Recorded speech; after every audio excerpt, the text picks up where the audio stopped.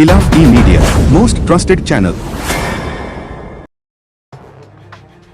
कर्नाटक के बीदर शहर के छेदरी इलाके में एक घर को नगर पालिका ने बिना नोटिस जारी किए ही ध्वस्त कर दिया। परिवार के सदस्य सड़क पर रहने को मजबूर हैं।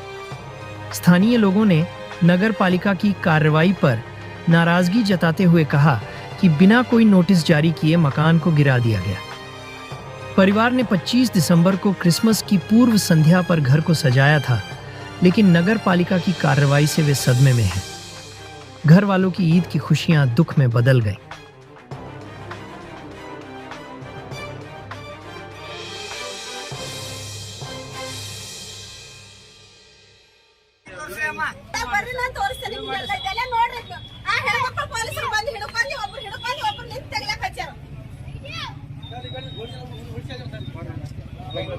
दुकान सामान पूरा खाली आಗೋಯ್ತು पूरा दुकान सामान पूरा ಚಿಂದಿ ಹಾಳಿ ಹೋಗ್ಯಾದ ನೋಡ್ಬರ ಎಲ್ಲ ನೋಡು ಸಾಮಾನ್ ಇದೆಲ್ಲ ಗ್ಲಾಸ್ ಗಳು ಇದೆಲ್ಲ ನೋಡಿ ಕಲ್ಮೈ पूरा ತುಕಡಿ ಮಾಡ್ಯಾರ ಎಲ್ಲ ಗ್ಲಾಸ್ ಗಳು ನೋಡಿ ಅವ್ರಿಗೆ ಗೊತ್ತಾಗಲ್ಲ ಹೊಟ್ಟದ ಏನು ಮಾಡ್ತಾರ ಏನಿಲ್ಲ ನೋಡಿ ಜರ पूरा ಏಕಂತ ಹೊಳ್ಸೇಕರ ಹ್ಯಾಂಗ ಹೋಗಬೇಕು ಎಲ್ಲಿ ಹೋಗಬೇಕು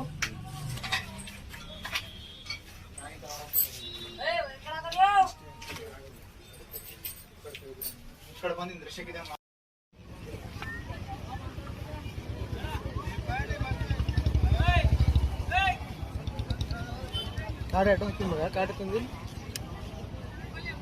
nonsense.